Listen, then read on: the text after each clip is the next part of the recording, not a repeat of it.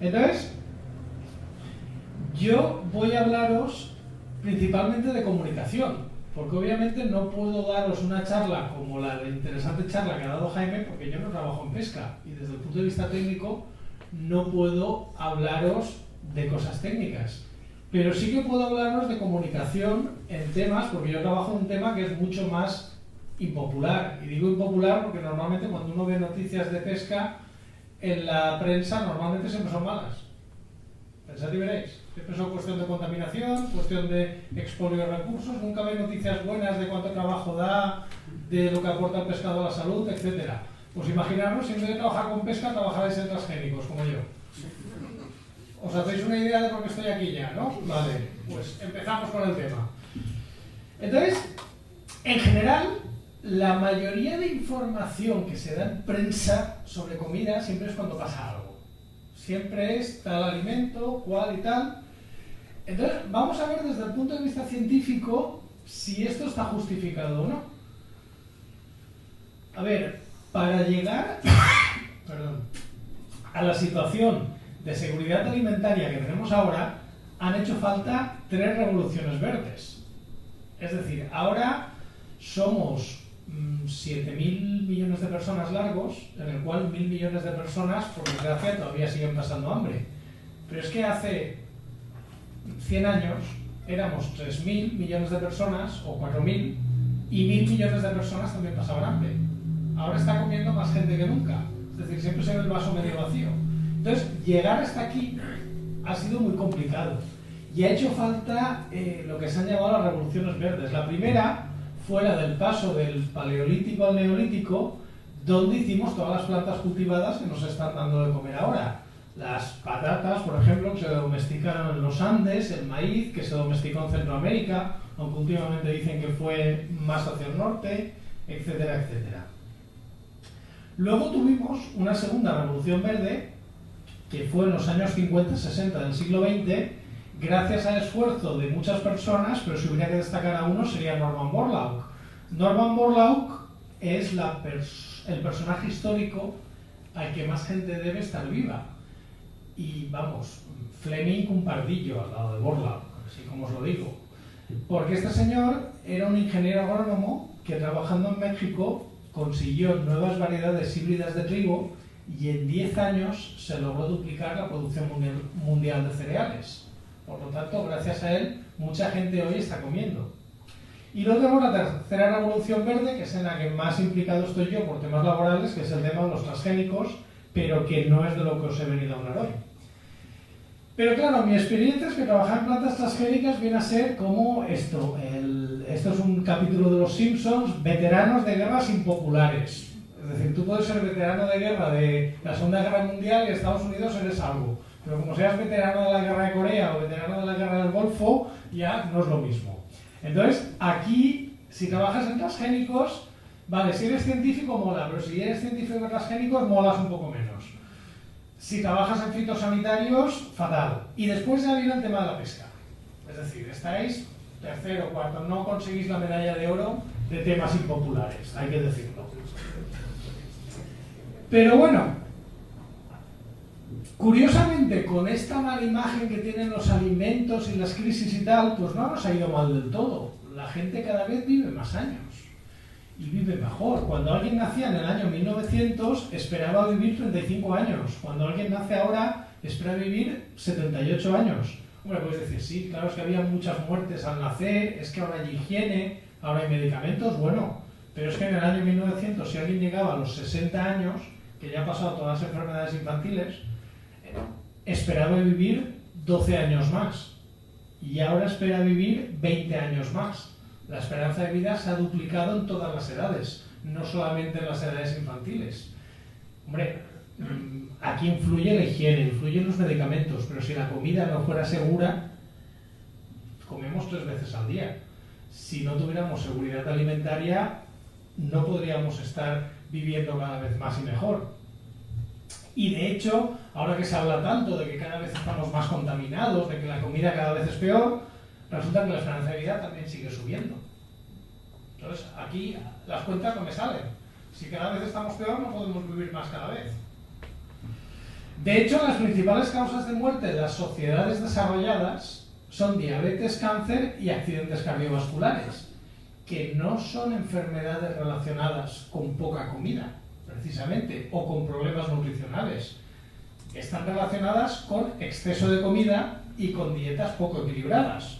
Están relacionadas justamente de que tenemos comida, pero elegimos muy mal y nos alimentamos muy mal en muchos casos. Pero si comparamos con lo que pasaba en España en el año 86, el año 86 no hace tanto, yo ya me afeitaba.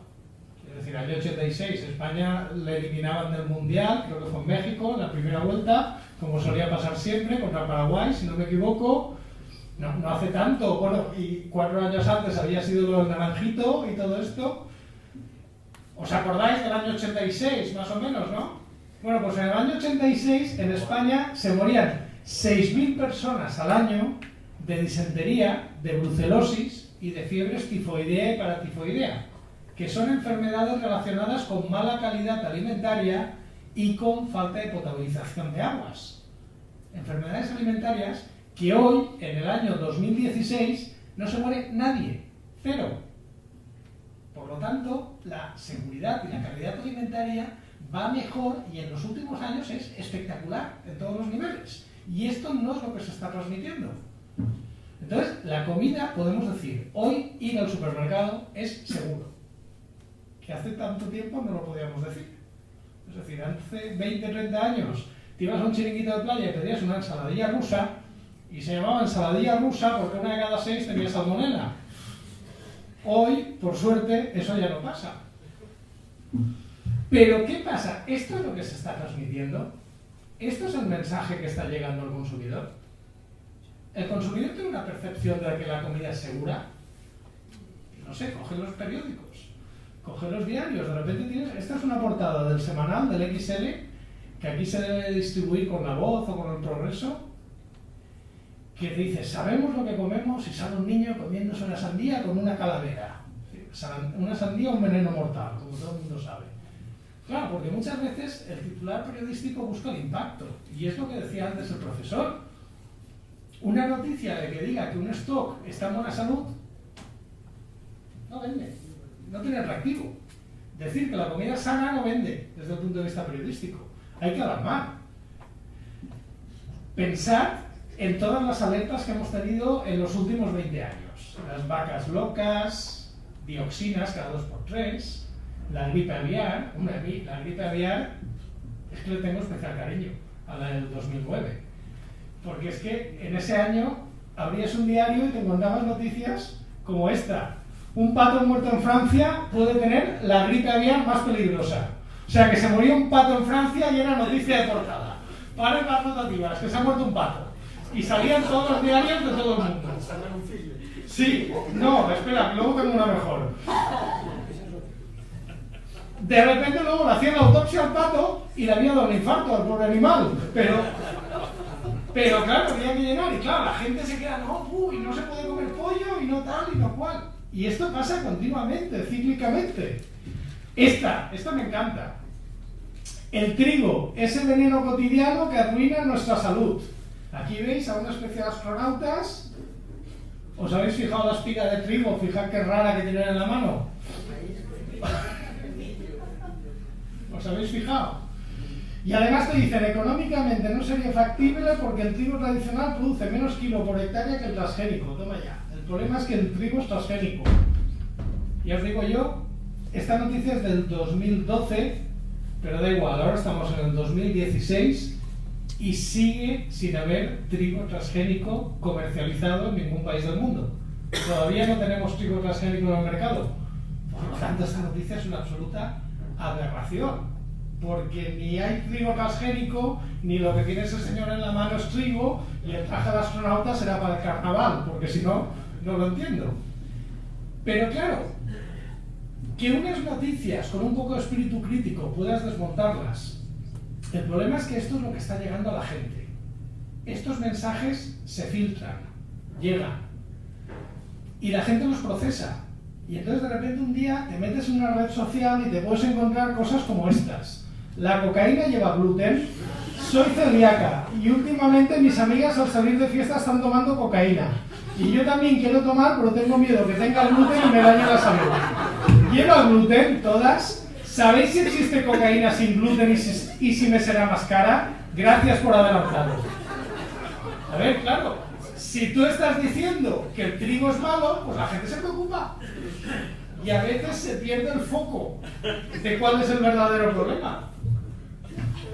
Claro, esto, el que tiene un blog lo sabe. La cantidad de energía necesaria para refutar una gilipollez es un orden de magnitud más grande que para producirla. Es decir, lanzar una noticia falsa y alarmista es muy fácil. Enseguida recoge eco. Pero ¿y desmontarla? Desmontarla cuesta, ¿eh? Es decir, tú cuando escribes un post en un blog, yo que vengo del mundo bloguero, tú puedes curarte un post y de repente alguien te hace un comentario, esto es mentira porque te pone la mayor burrada del mundo en 2 líneas. Para tú explicar por qué lo que he hecho es una burrada, cuando te das cuenta llevas 20 líneas. Claro, la gente siempre lee lo más corto. Y ahora llegamos ya al problema vuestro en particular. Hay industrias que están especialmente afectadas por este tipo de información. Vosotros, pero también está, por ejemplo, la industria del pan, ¿no? Ahora se ha puesto de moda todo lo que os he contado antes, que el pan es malo, que todo el mundo es celíaco. A ver, la celiaquía es una enfermedad real, con bastante incidencia, un 7% de la población, pero ahora se ha transmitido que el pan en general es malo. A ver, si tú tienes celiaquía, pues no puedes comer pan de trigo, puedes comer pan de maíz sin problemas. Pero es que me parece que aunque no seas celíaco, el pan es malo. Hombre, si el pan fuera malo, estaríamos todos muertos, creo yo, porque no creo que haya nadie que no haya probado el pan en la vida. ¿Qué hace la industria que sabe que tiene este problema? Lo dice. Y entonces aquí tenéis cómo desde la industria del pan se sacan artículos y se saca información, y es el mismo productor el que te está dando la información de por qué su producto es bueno. Porque, a ver, ¿quién va a poner un producto en el mercado para envenenar a la gente? Sería un mal negocio, ¿no? Digo yo que si alguien vende pan, primero lo hace para ganarse la vida, algo perfectamente legítimo, pero porque está dando un servicio que es útil al que le compra el pan. Entonces nadie va a envenenarte, porque menudo negocio de porquería haría. Entonces es la industria la primera que lo está diciendo. Otro problema que tenemos, por ejemplo, la moda. Ahora la leche. Leche de vaca, veneno letal. 30 razones por las cuales la leche de vaca equivale a veneno para ratas. Bueno, ya. Estas son cosas que puedes encontrar en internet. Si pones leche de vaca, simplemente, en Google. Porque ahora la moda es que un alimento, cuanto más común sea, peor es. Ya dirás, debemos de estar ya todos envenenados. Bueno, la industria de la leche, que sabe que tiene este problema, o bueno, y tenemos encima ya el problema, ahora tenemos YouTube. Peor, ahora ya la gente ya no lee, la gente ya mira vídeos de YouTube. Claro, tenemos que luchar también contra la falacia de YouTube. Me da igual los argumentos científicos que aportes a la discusión, yo he visto un vídeo en YouTube. Y esto es verdad, y esto os pasa. Es decir, el vídeo en YouTube es el cuñado del siglo XXI. El máximo argumento de autoridad. Antes, cuando una cosa te la había dicho tu cuñado, era verdad revelada. Ahora es que lo has visto en un vídeo en YouTube. Y si buscáis vídeos en YouTube sobre alimentación, tela lo que vais a encontrar. Bueno, pues la industria de la leche, que sabe que tiene ese problema, comunica y edita revistas y hace campañas, y es la misma industria la que se dedica a desmontar estos mitos. Pescado. Y aquí ya entramos en el corazón de las tinieblas. Terreno oscuro. ¿Qué problemas tiene la industria del pescado a nivel de comunicación?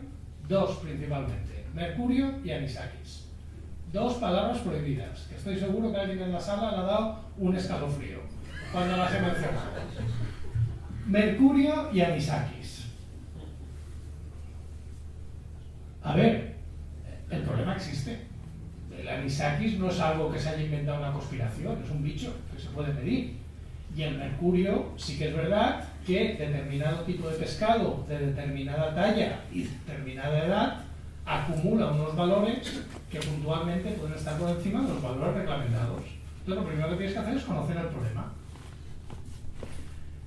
Lo segundo que tienes que hacer es contextualizarlo. Os he dicho antes que en el caso del gluten, lo que no va a hacer la industria es decir, la celiaquía no existe, porque es mentira. La celiaquía existe.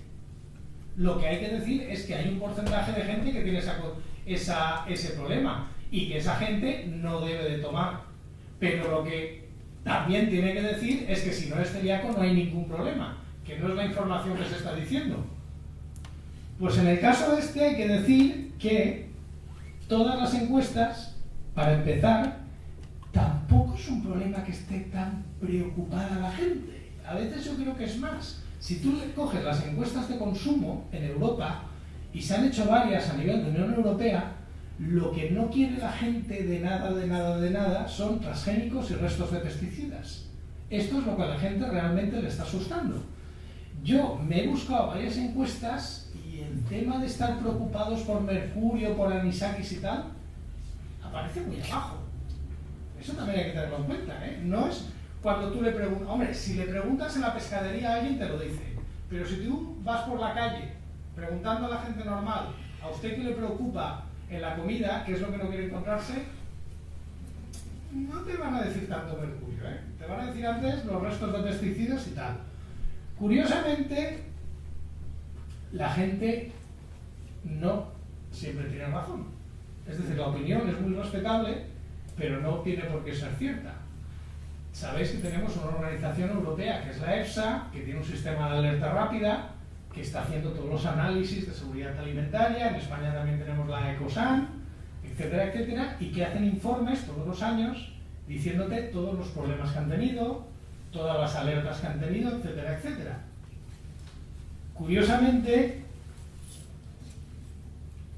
no salen ni los transgénicos ni los restos de pesticidas como los problemas más preocupantes. El tema del mercurio y el tema del anisakis, pues normalmente la gente se preocupa el día después de que emiten el documental por la tele. Es decir, ¿os acordáis que era cosa de año y medio emitieron un documental en la 2 sobre el problema de tal y cual, y al día siguiente había no sé cuántas noticias de prensa y tal? ¿Quién se acuerda cuando emitieron ese documental? Porque es que la memoria además es bastante débil. Una vez pasa el impacto del documental, tal. Si nos remontamos atrás, hubo una alerta en el año 2005-2006 de salmón en Noruega, que decían que el salmón tenía no sé qué, y de repente nadie quería comer salmón. ¿Quién se acuerda? ¿Tuvo una incidencia real en las ventas? Otro ejemplo más reciente. ¿Os acordáis lo que pasó con la carne roja en noviembre de este año? Que la OMS lanzó una alerta de que era cancerígena. Las ventas cayeron 2 semanas. Se han recuperado. Solamente se ha quedado un poco más tocada las salchichas Frankfurt. Pero os aseguro que los chuletones de ternera se siguen vendiendo igual que bien que antes de la alerta. Es decir, la gente se le olvida pronto estas cosas. Y la gente no tiene una percepción real del riesgo. Es decir, la gente no quiere encontrar productos químicos en su comida. No quiere restos, no quiere tal. Vosotros imaginad un día que vais al supermercado, compráis un producto, leéis la etiqueta y os encontráis todo esto. Etanol, acetona, lo que quita la pintura de uñas, benzaldehído, que es cancerígeno, 2-isobutildiazol, que no sé lo que es, pero suena muy feo, etcétera, etcétera. ¿Vosotros pensáis que alguien sería capaz de comprar este producto? ¿Alguien lo compraría? Bueno, pues ¿sabéis esto lo que es? Si tú coges un tomate cherry, lo metes en un frasco de vidrio, 2 o 3 días, dejas que exhale todo el aroma, y luego todo el aroma lo metes en un aparato que se llama espectrómetro de gases, que te separa las moléculas y te las detecta, esto es lo que te sale. Estos son los compuestos químicos que hay en el aroma, en la fracción volátil de un tomate cherry. Todo absolutamente natural. Todo lo que estamos comiendo cada día es una mezcla compleja de productos químicos. De hecho, hay un estudio clásico de un toxicólogo famoso que se llama Bruce Ames, que dijo que la mayoría de productos químicos potencialmente peligrosos con los que estamos en contacto cada día son de origen natural. Porque curiosamente los artificiales sabemos cuáles son y son los que están controlados. Pero tú no sabes que alcohol bencílico que hay en un tomate cherry es cancerígeno. ¿Esto quiere decir que el tomate sea cancerígeno? No. ¿Por qué? Porque lo importante no es el qué, sino el cuánto. Las dosis son pequeñas. Son dosis tan pequeñas que no tienen ninguna incidencia en salud. De la misma forma que los restos de pesticidas, que es lo que preocupa a toda la gente, están en dosis ínfimas. Y de hecho, si tú miras de qué se está muriendo la gente, en Europa no te sale que se esté muriendo de problemas alimentarios. Te sale que se está muriendo pues, de lo que desgraciadamente todos sabemos. De cáncer y de ataques al corazón y no de cosas relacionadas con la alimentación, salvo exceso de alimentación, pero no de intoxicaciones. Estos son datos más detallados, esto es una lista que publica The Guardian todos los años de que se mueren todos los ingleses. Y el tema mayor son cáncer y accidentes cardiovasculares. Pero bueno, seguimos preocupados por los restos de pesticidas, a pesar de que no matan a nadie, porque están controlados. Insisto, esto no es que sea así porque espontáneamente sale, sino porque hay unas leyes muy estrictas y hay gente que se encarga de cumplirlas. La EFSA, ante tanta miedo y tanta información falsa que estaba circulando, emitió un informe diciendo que hoy por hoy no hay ninguna alerta ni ningún problema alimentario relacionado con los restos de pesticidas, que es lo que le está preocupando a la gente. De hecho, si cogéis el informe de la EFSA de lo que le está dando problemas todos los años, resulta que lo que da problemas a nivel de alimentación son los restos de aflatoxinas, micotoxinas y contaminación por hongos, principalmente en cereales y frutos secos, y la contaminación por metales pesados, principalmente en alimentos importados de Asia. ¿Conocéis a alguien preocupado por esto? ¿Conocéis a alguien que vaya al supermercado y no compre pistachos porque es el alimento que más alertas alimentarias ha tenido el año pasado? Pues esto es verdad lo que os acabo de decir. Los pistachos se contaminan fácilmente de aflatoxinas y le dan muchos problemas a las autoridades sanitarias. Pero nadie se preocupa de esto.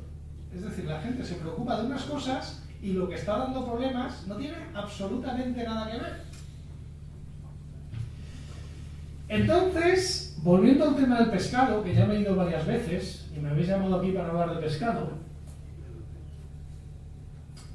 ¿cuántas veces se dice en los medios de comunicación que el pescado es una fuente de nutrientes esenciales, como por ejemplo selenio, que es un oligoelemento bastante poco presente en la dieta y muy presente en muchos pescados, sobre todo túnidos?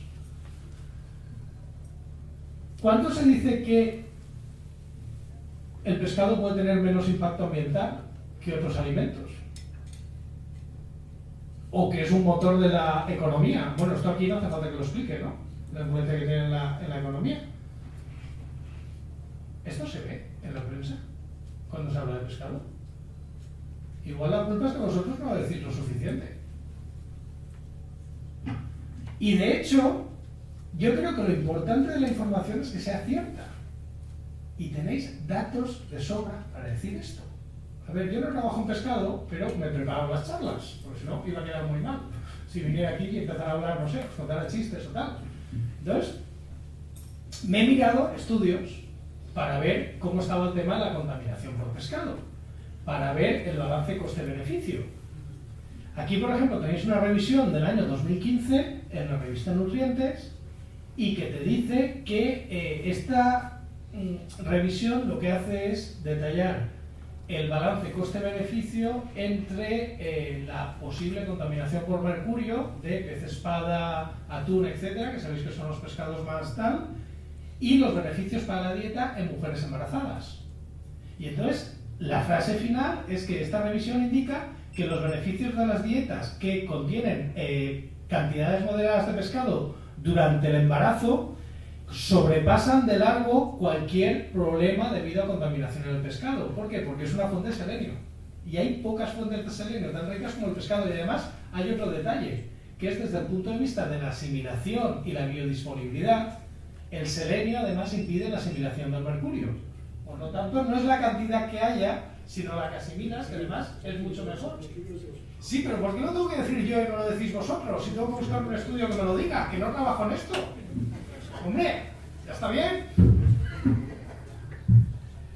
Si tú te miras la exposición a mercurio en Europa, Resulta que en Europa, que es donde más, específicamente en España, que es donde más pescado comemos, resulta que tenemos mucha mejor salud que países donde comen menos pescado. Estamos expuestos, pero no lo estamos asimilando. Posiblemente sea un efecto secundario del selenio.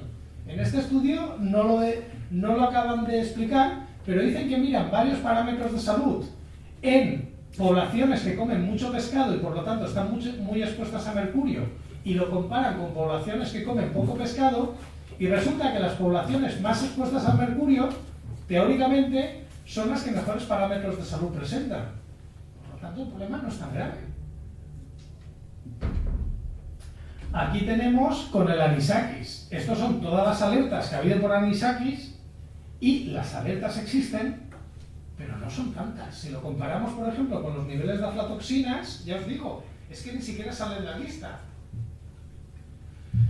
Y el riesgo es muy bajo. Es decir, aquí tenemos un estudio hecho en Cádiz sobre intoxicaciones por sardina y problemas de anisakis, porque tampoco os creéis que es fácil encontrar estudios en la prensa, en la literatura científica, y te indican que el riesgo de infección por anisakis, por consumo de sardinas, es muy bajo y que a nivel epidemiológico es irrelevante. El problema es que la gente sigue teniendo miedo del anisakis y del mercurio.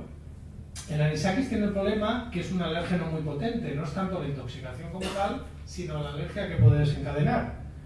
Curiosamente, si miramos una lista general de alergias alimentarias, el pescado aparece, que indirectamente puede ser por el anisakis, pero está muy abajo. Es decir, los frutos secos y las frutas son lo que más alergias alimentarias causan. Y la gente se preocupa por esto. Y eso que, curiosamente, los frutos secos son de etiquetaje obligatorio por el tema de que las alergias pueden ser fulminantes. Pero la gente no tiene miedo de comer frutos secos a pesar de que son un alérgeno potente. Y además, mira qué curioso, si tú te pones a buscar información sobre alergias del cacahuete en Google, que es lo que hace todo el mundo, lo primero que te va a salir es una información de la Asociación de Productores de Cacahuete de Estados Unidos. Son ellos los primeros que te informan de los peligros y los que no, que tiene su producto. Yo he intentado buscar información sobre el anisakis y sobre el mercurio de alguna empresa, de alguna confederación, de alguna cofradía de pesca. No he encontrado nada. Métete en la página web de CEPESCA. Vale. No, en la página web de CEPESCA he encontrado el informe completo del mercurio, pero no he encontrado ningún póster de información visual para el consumidor. Es decir, en CEPESCA sí que he visto que tenéis un informe muy completo sobre el estado del mercurio del año 2014, si no me equivoco, porque me lo veía entero. Pero un panel informativo para una ama de casa o para... ¿tenéis? Hay cosas.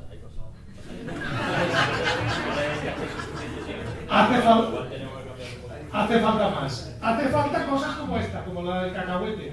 Y hace falta que te salga rápido en Google, porque es lo que va a hacer la gente. Porque ¿sabes qué pasa? Que igual el ama de casa preocupada o el padre de familia no sabe lo que es CEPESCA. Solamente sabe poner anisakis en Google, o solamente sabe poner mercurio en atún en Google.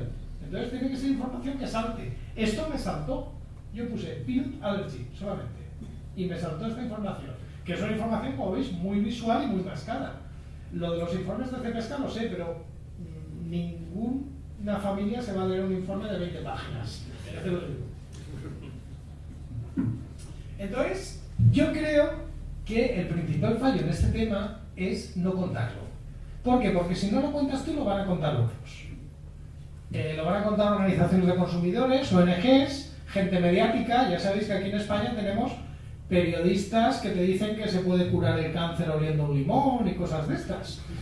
Gente que parece que sabe de todo. Es decir, aquí cualquier tertuliano igual te habla un día de cáncer, que otro día de política, que otro día de política pesquera. Entonces, claro, el problema es que ese mensaje la gente lo da como válido, porque sale en la tele. Si sale en la tele tiene que ser verdad, no hay más.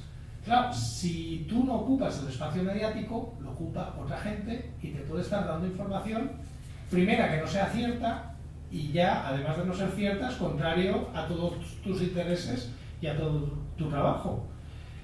Si tú no estás acostumbrado a comunicar, no tienes un vínculo con los medios de comunicación. los medios de comunicación no te ven como una fuente fiable.